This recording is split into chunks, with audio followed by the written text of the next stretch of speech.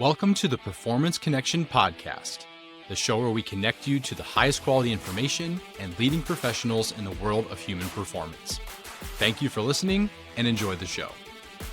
Welcome to another episode of the Performance Connection Podcast. Today, I am pleased to welcome Alex Sarama to the show. Alex, how are you? Corey, I'm great, thanks. Thank you so much for having me on. It's a pleasure, and really looking forward to discussing a bunch of practical skill acquisition ideas today on the podcast. Yes, absolutely. Well, before we get there, tell us where you're at in the world currently. Absolutely. I'm in Italy right now. I spent 3 years coaching here. I met my girlfriend who's living here, so I'm just visiting her this weekend. But yeah, it's funny because I wrote most of the book while I was coaching here in Italy. So I had a pretty perfect Okay. routine. I was fueled by Italian espresso for at least 50% of the book writing. Italy's been a big part of my career and probably going to be spending a lot more time here in the future. That's awesome. So where are you off to next, though? Because you have something kind of exciting coming up, Yeah, right? absolutely. So I'm heading to Berlin after I've got a few meetings, interviews there, and it's the final four of the EuroLeague in basketball. So that's kind of the second biggest competition in the world outside of the NBA, of course. And then back to London and kind of a fairly quiet summer by my standards. I've got a week in Saudi Arabia working on the federation there with some coach development, and then my residential summer camp back in Italy. It's nice to have a quiet one Okay. without all the crazy travel Yeah. I've had in the last few summers. So tell us how you got here, man. How did you, get into basketball? How did you get into skill acquisition, coaching, and the world travels that you found yourself into? Absolutely, Corey. I'm from the UK originally. I'm sure your listeners can tell from my accent. I grew up just outside London, a small town called Guildford. I grew up playing soccer and tennis. My dad was a tennis coach. Then I discovered basketball when I was 12 years old. I fell in love with the game. In the UK, it wasn't as popular at the time. A lot more traditional sports, kind of soccer, rugby, even sports like cricket were more popular at the time when I was growing up. It really emboldened me to love the game even more. And then I realized early on I wasn't going to be good enough to make money playing professionally. And I really loved the game, wanted to stay involved. So I started coaching. I actually started coaching when I was 14, had my own club when I was 16. My first break came when I graduated university. I didn't study motor learning or skill acquisition. I actually did modern history. But I started a position with the NBA, working in their office for Europe, the Middle East, and Africa. And it was a great position from an early age. I was traveling a lot, running coaching clinics, youth camps, things of this nature. And it was during that period, Corey, that I discovered skill acquisition through being curious and wanting to learn more. I came across Rob Gray's early work, and I was determined to study it because I knew no one in basketball was applying that. And kind of the most progressive at the time was using small-sided games. But, that's obviously not using a constraint-led approach. So I realized, and my time in the NBA league office was enough to realize how far behind the NBA was and still is. And I just figured, why not try and change that and be the figure to try and change things in the basketball world. And, that's the summary of the story. I've been in multiple places since then. My NBA adventure was about 7 years ago now. And I decided to leave to hopefully come back to the NBA at a later date because I felt like I had to leave that environment to actually learn and apply skill ac ideas. I felt like being in the NBA league office was not the place to do it in the confines of how the NBA operates. And that's kind of how I come full circle. Obviously, a lot happened throughout those places you've been. And it's interesting you mentioned you felt like you had to leave. Was that because of the challenges you would face or did face in trying to implement a different approach? Yes, that's exactly it. And I'd also say, Corey, I felt like if an NBA team, because at the time I was young, I was 21 to 24. I Sure. didn't want to be a person who just did that because of schmoozing my way through with connections. I wanted to actually have a huge case study of effective material and show why this stuff works and why we need to operate an NBA team differently from what we see in the present day. I felt like the only way to do that would actually be getting the hands-on experience where I'm working in clubs within Europe, because obviously that's where I'm from, where I could actually build this case study and get better at doing it, because I needed to actually coach every day and go through this process. And that's really what happened. I coached in Belgium. I spent 3 years in Italy, a year back in the UK, where I just figured this stuff out. And I had loads of stops in between doing coaching clinics, camps in all sorts of countries. And I think it's that rich experience. I think one of my biggest strengths as a coach is being adaptive to what's going on in my practice. The reason I've kind of developed into this role is because I've literally had to work with players from NBA level down to a beginner who's 8 years old picking up a ball for the first time. It really forces you into thinking differently and being more creative in your approach as a coach. Yeah, absolutely. So I would hate to derail a little bit because I know we could really just dive in. But before we do, I do want to ask you about the book writing process and how this all came about. Like I told you before we were recording, I'm now in publishing. I've been in publishing for a little over 3 years, which by publishing standards might as well be 3 months compared to others because there's just so much to learn. And I've learned a lot, but I've also been learning. I still need to learn. So I'm just curious. I've seen the book writing process from behind the scenes now for years. I see your book, it's self published, but the production quality of it is so high. I want you to know that imagery, the artwork, the design, all of it was so high level, pretty rare for a self published book.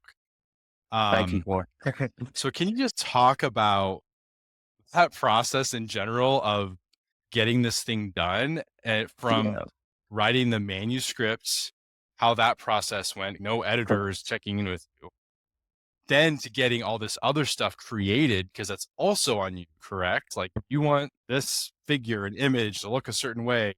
You mentioned Sean, you've got these awesome sidebars with pictures of the contributors that gave you sidebar content. They look like they're out of a comic book almost. Exactly. So Yeah. just give us like a quick overview and insight into the background of how this thing got made. Yeah, absolutely. So I actually started writing it in Italy. And it was 2 years ago when I started writing it. And it was actually during a Christmas break where I started to get my ideas down on paper. And I didn't know at the time it Mm. would become a book. I began writing about 20,000 words. I wanted to use that to help other coaches who are working in my team, who are my assistants and all that, really get to grips with this. And so I wrote 20,000 words or so, and then I left it several months. I started realizing just how many misconceptions and misunderstandings there were within the basketball world of this approach.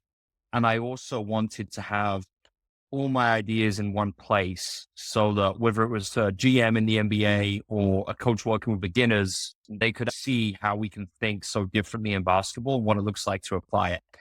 That was what motivated me to start thinking differently and turn it into a proper book. I had kind of a chapter by chapter breakdown as to what I thought was very important to cover so that I wanted it to be accessible for a coach coming into these ideas for the first time, feeling like they could leave the book actually knowing where to start as opposed to being intimidated by all the skill acquisition language, terminology, etc. Yep. That was kind of what provided me with the motivation and the breakdown. And as well as keeping it very practical, I had an idea that I wanted to involve other people in the basketball world who are living this approach. Because I think it's, I wanted to get the idea across that it's a community of people who are exploring this. And of course, we're transforming, we're trying to be at the forefront of leading that wave. The more people can have conversations with other coaches to learn this stuff, it really helps. I felt like the book could be the springboard for a company. And that's what happened with my company, Transforming Basketball, and why the book's named the same.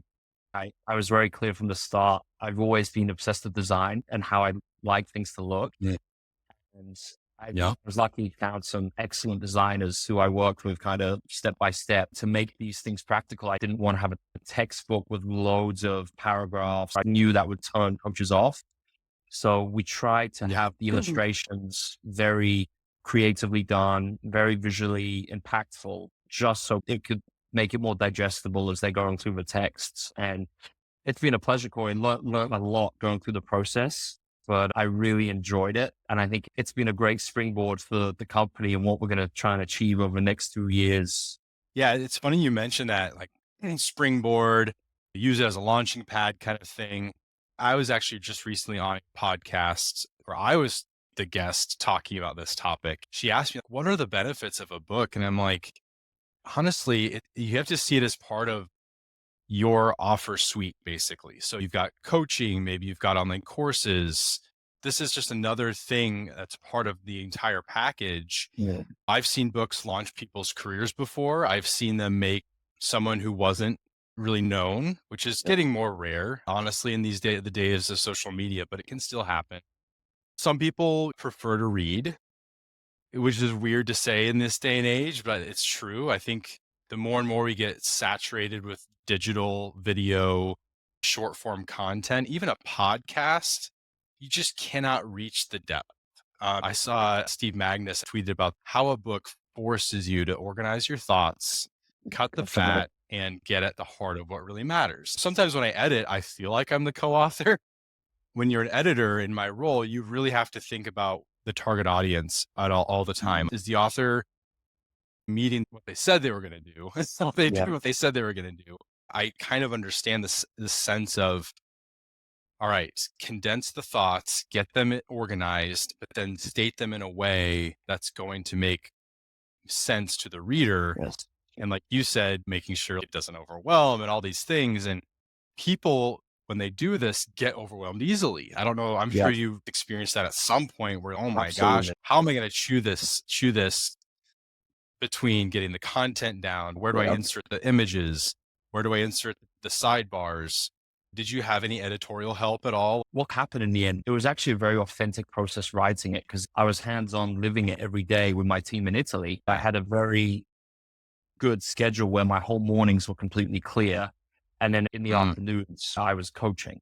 So I really cleared, and I was very intentional of not doing things in the morning so that I could write. If it wasn't essential, I just wouldn't take it. I'm still like that now, to be fair, but it freed up a lot of my time. And I was really obsessed with my productivity. I'd wake up in Italy, have a cappuccino, and then just start writing. I had a great balcony in the sun.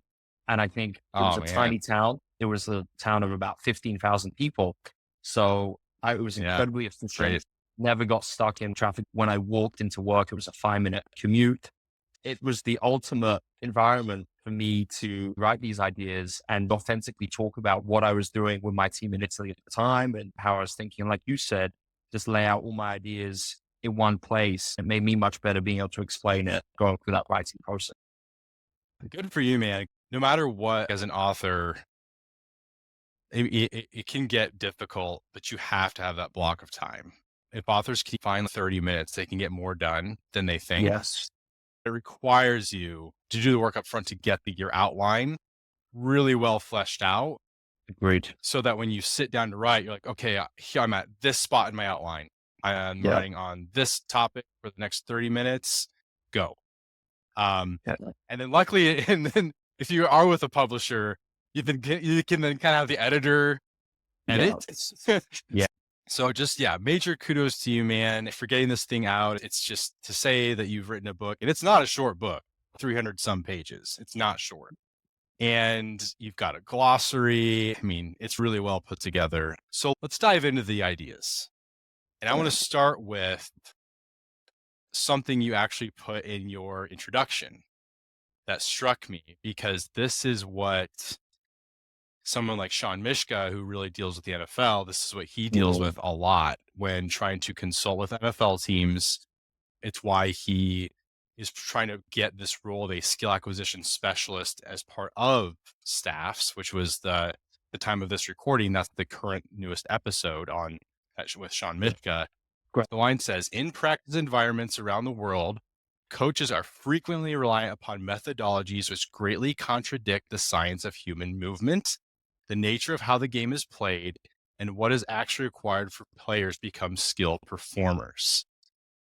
And that's what? Well, then what are they doing? So expand on that. What is that? I mean, the first one is really, for me, the science of human movement, because we are, I'm in exercise science. But then as a coach, it's okay. Why are you doing things in practice that don't, as Sean would say, look and feel like the game? What's been your experience? And then we can get into how you've adapted that. Yeah, absolutely, Corey. So I think it's important that I should say that coaches are well intentioned and, for the overwhelming Mhm. majority, they mean well and want the best for their players. But it has to start with understanding how the human body works and redefining what skill in basketball actually is. Unfortunately, we see a very robotic factory like process where we treat players as robots in a way where they've got to perform as many identical movements, techniques, patterns as possible to supposedly embed them with this particular technique or offensive movement that we're trying to instill.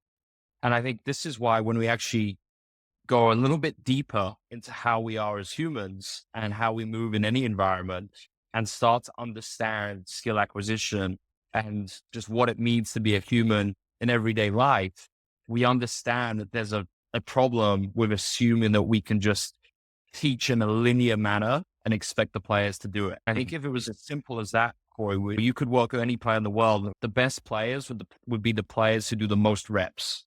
And as we know, Mm. it doesn't work like that. So I think No. it's very important for coaches to have an awareness of human movement, because once we understand that, we can design processes either across an entire organization or individually as a coach, which align with the nature of human movement. And if we don't have that knowledge and we are only reliant on our practical knowledge, our impact is going to be limited. It's so important to combine practical experience with an empirical underpinning to understand what skill is and how basketball players actually move and interact within their environment. So, what things have you seen when you say that they violate what we know about the science of human movement? What have you seen that does that? And this is reflective of teams at every level, NBA, WNBA, Right. the best college teams and beginners. And it's, I'd say a huge focus on using drills, number one, where the reps are predetermined and the players know the outcome before the repetition even starts. So that environment is so different to the game of basketball itself that it's really not optimal Mm. for a training environment Mm. where effective learning takes place. A second one is teaching these moves. You see these basketball moves where the more moves we teach, supposedly the more skilled the player will be. But the problem is that skill doesn't work like that. Skill is a relationship between the player and their dynamic environment, which is ever changing because the variables, the constraints are always different. So we can't teach a move and then hope that a player will be able to apply it at the right time in the game, because that's not how human movement works. So moving away from these moves where coaches are trying to control every part of the move, including the specific details as to where players should place their hands, feet, shoulders, etc. And then I'd say Mhm. I've got two more. The third one would be how teams actually approach offense and defense in basketball through the lens of trying to control possessions, where it's kind of like trying to control the uncontrollable because the opponent dictates to a certain extent what is possible and what isn't possible. So of course we can have possibilities and things that we really want to try and bring out, but we can't try and control it to the last kind of specifics of the play because the Yeah. defense will dictate whether that can be done or it can't. Finally, I'd say the siloed approach. And this is very reflective, not just of basketball, but I'd say all professional sports. As sports science has become more prevalent and as more money has gone into NBA organizations, the Mhm. irony is that the silos have become even more entrenched and harder to break out of. And all I mean by this is Yeah. just silos is just all these departments of an organization working separately from each other, as opposed to working in a highly unified, integrated manner. So that's kind of the biggest piece. It's what Sean talks about with NFL teams. That's what I'm kind of trying to do the same with NBA teams, looking at Yes. how it doesn't just impact player development or team practices. The Mm. ramifications are actually far deeper than that. Yeah. Man, it's interesting you mentioned the silos because the audiogram I released of Sean's episode this morning deals with that exact concept. The goal of the skill acquisition specialist on high performance staffs and teams is to be the connection and be the linchpin between the departments. I think that's Correct. what sports science was supposed to be. And really good sports science staffs and organizations that have a shared vision do it. But as Sean points out in the episode, sports science can easily become reductionist, zero in on just a few things and miss the forest for the trees. And Sean mentioned the skill acquisition specialist will help them almost zoom out. And then like, how do those things fit into their movement solutions or the dynamics that interact with the technical, tactical aspects of the game? I'm glad you said things that align exactly with what I They said. absolutely do. Yeah. So here's where sometimes I struggle with this concept because my background is in field sports. Most of my strength and conditioning experience is with football and soccer. When it comes to things, and this is where I got into the world of ecological dynamics, skill acquisition, constraints-led approach, is through agility development, Yep. particularly for American football. The concepts make a ton of sense when we're talking about agility and being a problem solver, not pigeonholing people into a specific technique, things like that, and their perception, action, coupling, and the ever-changing environment. When it comes to like sport skills, that's where I struggle a lot more. I did play basketball. I'm 5'8", so I didn't continue very far with basketball. But I know enough about the sports. I went to basketball camps growing up. I did grow up in a basketball pocket. Like my hometown is very well known for their basketball teams. We're a Dutch town, so tons of big, tall, blonde, not me. I got the other side of the things, but that was the majority of our community. And so very strong basketball community. So you just kind of grow up playing lots of basketball. I remember coaches, we go to camps, we break apart the skill. We do this drill to work on this aspect of a skill. Then we do this drill to work on that aspect of a skill. Put it together, like very classic motor learning, part practice, part whole, whatever you want to call it. And so, like you said, coaches are well intentioned. It's very regimented. And so, me being me, I would practice a lot. I'd practice my shots, do the drills, and try to do the techniques that I was taught. As we know, though, that doesn't really lend itself to being a very adaptable athlete. It doesn't lend itself to being an adaptable, dynamic player.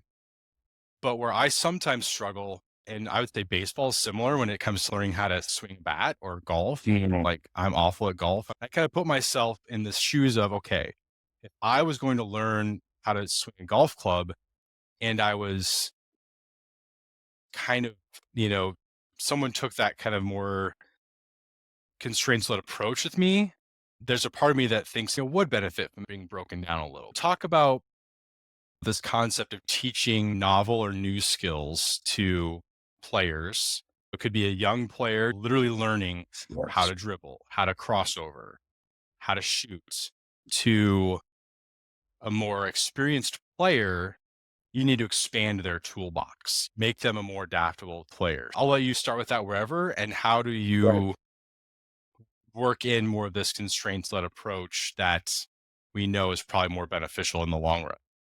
It's great because I can give you a preview of the chapter I had on beginners, which is in part 2 of the book. The key thing it starts with is this idea of functional over fundamental. What I mean by this, and it's the same in any sport, not just basketball, but what we want is a functional performer as opposed to a player who has these fundamental techniques which are the same every time. The best example I can give is passing. And you mentioned it when you were going to camp. So in basketball, what we traditionally see is coaches teaching chest passes. But then the problem is, how often do we actually see that technique emerge as it's practiced in the game? Well, hardly ever, because there's always a defender standing in front. So the way players actually have to pass is very different, kind of in different planes around your body, different heights, different velocities on the move, static, running, jogging, retreating, off a dribble, off no dribble. to different locations, all these variables. That means what we actually want is functional passers who can pass successfully through as many different ways as possible, as opposed to one way repeated over and over again. So what this leads to then is, all right, well, how can we develop this functionality, especially if we're working with beginners? And how can we unlock these degrees of freedom, essentially unlocking these human movements so they can explore new ways to pass they weren't kind of showing or demonstrating previously? Well, this is where we use the constraints. A simple example with beginners would be something like a piggy in the middle. I call it piggy in the middle. You've got two passers and a defender in the middle. Maybe you change the constraints where the offensive player has to protect the ball for 3 seconds before they can pass it, while the defender is live and can rip the ball from their hands, and the offense can't move. What we're going to see now, maybe some deception. Even beginners, they might try and do little fakes and then step around them. Now we're going to see a different pass emerge every time. And this kind of links to a lot of the research. Bernstein talk about how you can't reproduce the exact same movement twice. And obviously that applies to all sports. So we're going to see similar solutions, but they're never going to be identical. We can use constraints to quickly get players exploring new options, changing the environment. So then maybe we might make it a 2-on-2 pass keep away game where the offense have to get 8 passes in a row and they're playing in a particular, playing inside the 3-point line with the defense trying to disrupt them. And then maybe it's too difficult. So we say to the offensive players, okay, you've got one dribble you can take every time. And maybe it's still too challenging. So now we have to become really creative using the constraints approach. And we say, okay, the defenders, you have to play with one hand in front and one hand behind. So I've simplified the activity. By removing a hand on defense, the offense are going to have less pressure, more time to pass. So it's probably better suited to their needs as beginners. This whole thing is task simplification as opposed to decomposition. All it really means is simplify the task instead of removing the key information in the environment, which is the defenders. We want to keep the defenders by all means possible. And what I do a lot when working with beginners for is task simplification. What that often leads to is creating advantages for the offensive players. I'm very much focused on offense at the beginning age groups because I feel like to retain them in the sport, joy comes and fun comes from being able to dribble, pass, shoot, finish. I'm not obsessed with children being obsessed with defense. If that happens, great. But I like the defense. The intention on that come later. They're learning defense at the same time because naturally through CLA, you have a defender and everything. What I often do is just have a really big advantage. So more space, maybe it's a 1-on-1 to the basket and the defender starts behind the offensive player. Maybe it's 2 against 1. So I find all these creative ways that we can make sure that the level of challenge is just right. Not too easy, not too difficult. I want to give you a quick story about when I used to teach motor learning, and I would introduce my class to the constraints-led approach. My class, just as it happened, was, I don't know, I had a lot of soccer players, which was interesting because soccer is a world where these concepts are fairly well known, yet rarely applied. The Premier League might be one of the worst offenders. Oh, yes, absolutely. Drills and cones and just fluff. So anyway, I showed a video clip of teaching youth soccer players to dribble. Classic way, just dribble around cones. And then the second video was more of a constraints approach where it was a game of tag. Yeah, exactly. But you had to dribble a soccer ball while you did it. So you did have someone you were chasing the entire time and they were trying to get away from you. The playing field was 10 yards by 10 yards and you can change that to create more space. That was a way to teach them ball control while moving quickly. And so we watched the video. It looks kind of messy. I look at my soccer players and I go, what do you think that's a good way to teach young kids how to dribble? And they all go, nope, don't like it. I was like, oh, okay. I don't think they were there might've been a little bit of just a reaction of it's not the way to do it, but we had talked about these concepts later in the semester and they're just so sure in their answer, like, nope, that's not the right way to teach. I'm sure you've had some pushback Yeah, or had lots. people struggle to grasp when you're using some methods that require more traditional terminology to put the skill together right away. Yeah, So obviously you mentioned you can always simplify the task, but what do you do even that is such a novel skill?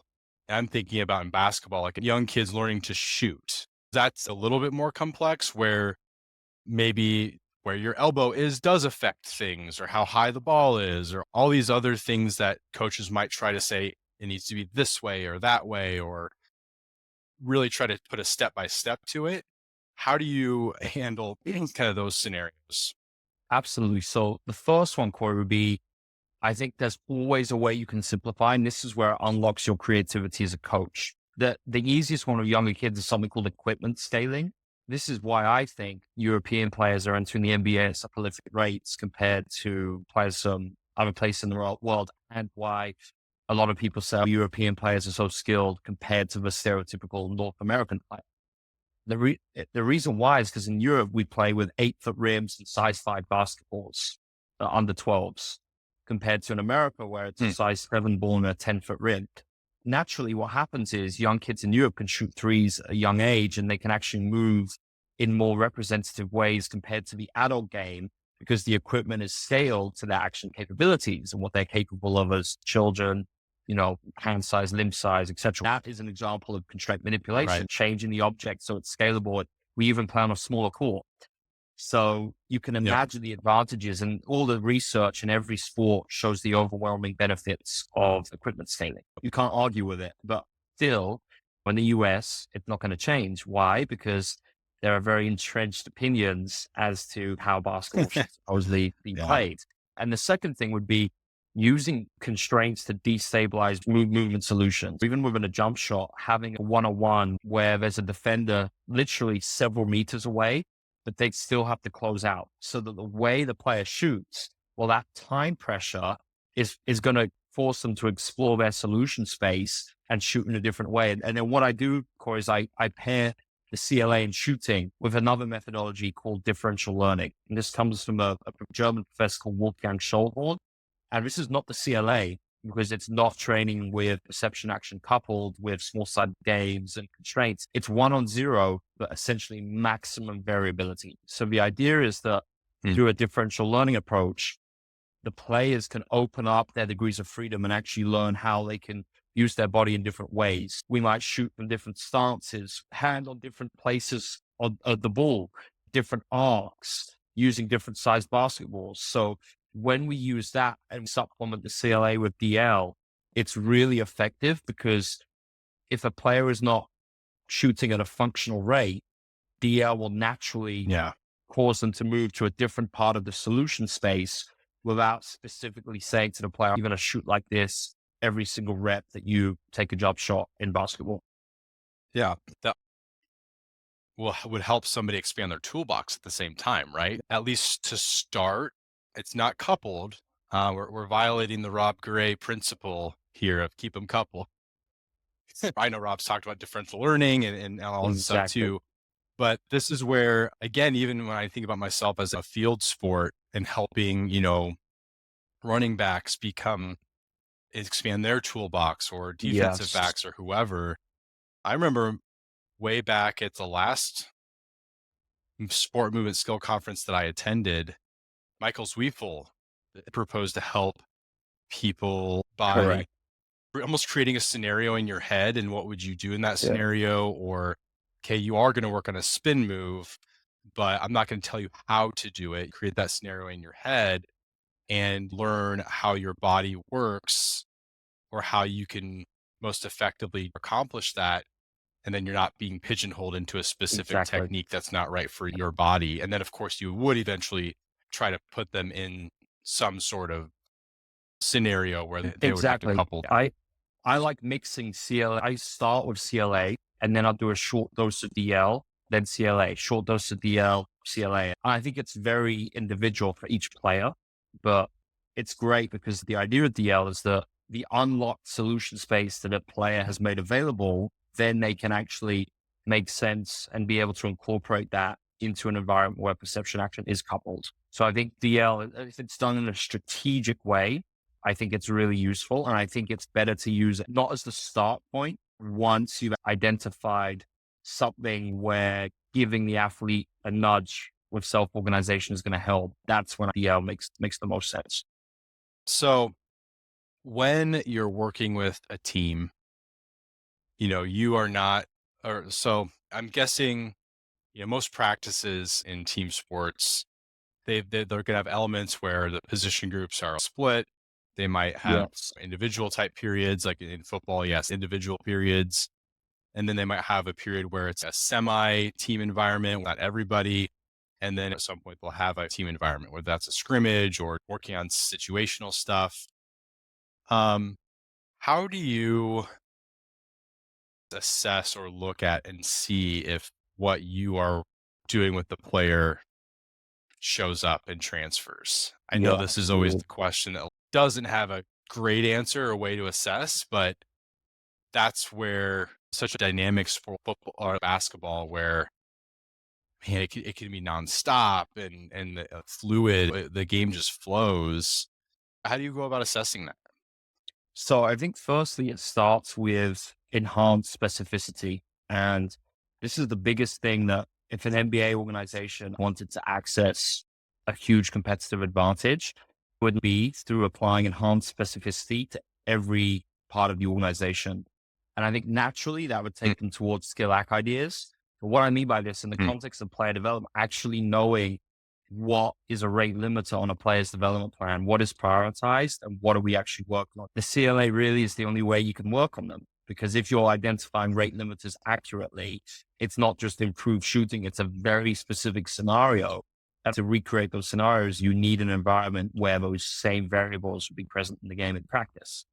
So I'd yeah. begin by knowing what to look for, Corey, and this would be related to team-wide rate limiters and individual player rate limiters. And then I have my PDPs, my player development plans, designed completely individually based on that. So everything takes place according to a plan, but it's incredibly efficient, well organized, and you're using the CLA to target these things. So now you actually know what to look at, and you can assess KPIs, to use that term, based on how Hmm. development is occurring based on these rate limits. And obviously it's going to change over different timeframes, but it could be analytics, very specific analytics, not like how they used in the NBA though. I think way more customized and individualized based on each player. So you've got the numbers, and I think you've got just watching a player. So how they move, are they expressing dexterity in their movement solutions? Are they attuned to different affordances within their affordance landscape? So it's actually watching the film through an ecological lens as opposed to the dominant lens, how, as most coaches would approach film. Conversations, and then, working with other Mm. practitioners, athletic performance, sports science, biomechanists, whatever. I think then you might be able to identify unique KPIs for those fields to see if you're actually being successful. And that's actually something I do in my workouts with when I was in Portland this year, worked with the Trailblazers and the G League team with some of the players I had. I even had the KPIs from the workout where I showed all the data from the players in the actual workout, because obviously we're using the CLA, the data's representative compared to if we were doing a drill. And you could actually see over time improvement. I think there's lots of ways you can be creative to actually show this works. Even though it's a subjective Yeah. field, you can demonstrate that it's having an impact. So when you say data, what types of metrics are you measuring? I mean, in the NBA, analytics is very widespread, and obviously every NBA team spends a lot on analytics departments.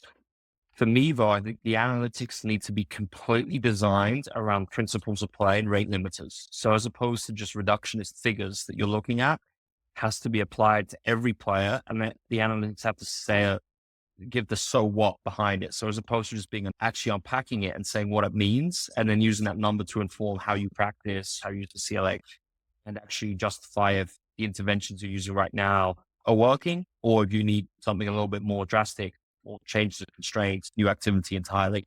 So I think really it comes down to designing your own analytical systems, which are completely linked to principles of play. And that's the main silo, because analytics exists in a silo separate to team development, player development. It's just numbers. Whereas if you completely change the metrics, change the numbers you're looking at, and you can produce very specific numbers, which give an example for anyone listening with basketball background. Maybe you're looking for the not just points per possession of a player, which is completely general. Instead, can I look at the points per possession of a player based on the pick and roll spacing, the coverage, the pick and roll partnership of the teammate they were with, the time of the pick and roll occurring, maybe the time left on the clock, the other teammates are on court at the time. Now, straight away, we're going to have a very specific picture as opposed to just seeing one stat, the PPP rating of a player in pick and roll. Well, maybe we have 15 different stats with a far more specific overview of where the player is at, the coverage specific, spacing specific, partnerships. And that gives you a little bit of a clue as to where I would take it across a whole franchise. Right. So that would take a fair amount of film breakdown, then I'm guessing, right? You can automate it. You can automate it with the right software. Yeah. And that's everything. Even the PDPs and the stat scoring on the PDP, it's trying to be as efficient as possible because I also believe a lot in work-life balance. And I genuinely think that I get my best ideas. And the reason I am really creative is because I'm not in an office doing nothing for 10 hours a day. Yes. When I'm in the office, I have to work incredibly efficiently. I'm not there to just chit chat, like talk, watch random film. I have a purpose, like for what I'm going to achieve in a day, and I'm in it and I'm out in the least amount of time possible because I know that I'm only going to keep coming up with unique, innovative ideas in basketball if I'm refreshed, recharged, and ready to go. It's hypocritical is not the right word as far as, the coaches spend so much time in the office or like these hugely long work days and like mindset or the rationale is like how dedicated you are, or like I'm hardworking, but at the same time as well, you probably would be way better and more efficient, like you said, or come up with better ideas if you have that recharge time or just, time to do other things. Like those are when dude, this just happened to me yesterday. I kid you not. Like my oldest daughter's almost 4 and my wife got her like these little balance beams that you can set up and make little different shapes with and all that stuff. And I'm like, the creative juices start flowing for me. Okay, what can I do with this to kind of just help I don't know. I would try not to be too like crazy because like she's 4, you just let her play, right? But it had been a while since I had been in that mode of, okay, how can we manipulate this, manipulate that, or what are some things we can do to increase adaptability and those kinds of things. But that's super important for staying creative, staying engaged, and staying excited about what you're doing. So, Alex, before we hop off today, any final words on the topic or anything you want to impart the listener with before we hop off? Yeah, absolutely. What I'd say, Corey, is I think that the landscape of sports is changing. It's changing slowly, but it is changing. And I really believe that this is the next money ball in basketball and obviously other sports. And I really think that the understanding and knowing how to actually practically apply this stuff, I just think it gives you such an advantage because at the end of the day, I think it's difficult to see how your players can't improve with this compared to a traditional approach. It's just, let's be honest, training in a far more specific manner, 100 times more specific than the traditional approach that's actually supported by evidence. I mean, it's a no-brainer, really. Yeah, so right. I do think this is going to be the future of sport. And I think you have to be willing to put yourself to be vulnerable and practically apply it because you're not going to be able to do this at the start. And I think anyone who says, like when they come across the CLA and they're like, oh, well, I was doing this anyway. No, you weren't doing it anyway. The reason I can say that, Corey, is because at the beginning when I came across all this stuff, it really resonated with me because I realized even when I was doing small-sided games and playing live, it was completely different to a constraints and approach, right? And I think it's the struggle of learning it. If you're not going through that struggle and actually really making mistakes here and there and misinterpreting certain things before you figure it out, or just having bad practices, I wouldn't actually say you are making progress with the conjectured approach. And so I think it's very important to be open to being vulnerable. And look, this isn't for everyone. And I understand why, because if you've been doing something one way for 20, 30, 40 years, and then suddenly an alternative approach is coming in, it takes a very open-minded individual to change at the end of the day. But having said that, I think this is the way that the sports world is going. It's happened in baseball already. Maybe the NBA is second, third, fourth, or fifth in all major sports. I don't know, but it's happening. So I think it's worth practitioners in their role familiarizing themselves with these terms and getting a head start by practically doing it. So that's what I'd say. And obviously, thanks for having me on. It's been a pleasure to talk through these concepts with you. Absolutely. Well, a great place to start would be the book. I would say, even if you're not, a basketball person or basketball's not your sport, I guarantee you there's still going to be a ton of things you can take away from this book that will inform what your sport is, give you ideas. One thing, Alex, in the book that I also noticed is a glossary. That's a really nice glossary of terms that explain it in a very relevant and understandable way. So again, like he's made it easy for you as far as, okay, I don't know what constraints are. I don't know what affordances are. Oh, let's turn to this glossary.